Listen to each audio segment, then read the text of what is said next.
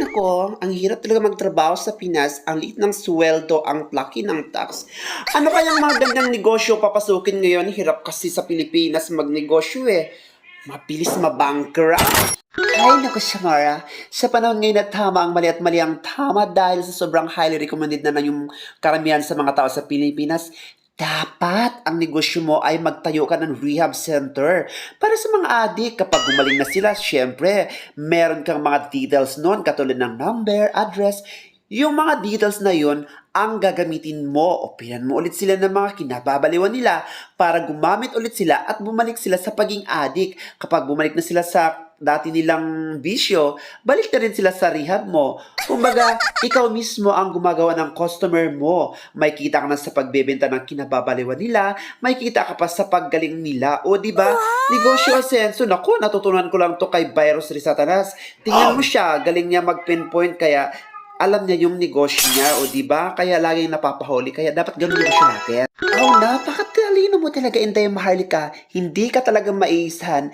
Anyway, ano palang magandang numero ngayon para tumaya ako at manalo at makapatay ako ng rehab center? Of course, Samara. Normal tayo, kaya matitino tayong mag-isip, hindi naman tayo addict. Anyway, narito na ang ating panibagong lucky numbers nationwide. Video since Salab Service 3030 ang ating sumara here in the Philippines. Kaya natin kalimutan sa ng first ball ay kumalagit sa taas, sa gitna at sa baba.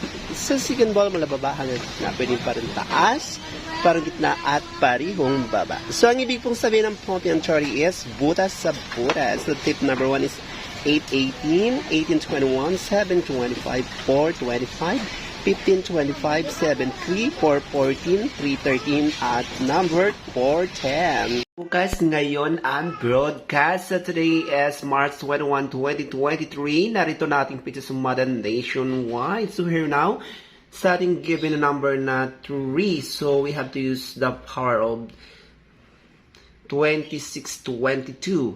Sa ating 21, I give the number of 3621. At sa ating legendaring magnanakaw ng kaligayahan or nawawala ng swerte, sa ating number 20, ay sa number of 1235. And of course, sa ating 25, ay sa number of 2419. And here we know for the first lucky number for March 21, 2025, of course, 26 minus 22 equals to number 4, and 36 minus 21 equals to 15. So our first lucky number is 415. And here we have our second lucky number, of course, 12 minus 35 equals to negative 23, and 24 minus 19 equals to number 5. So our second lucky number is number 23, 5. So be careful with our lucky number.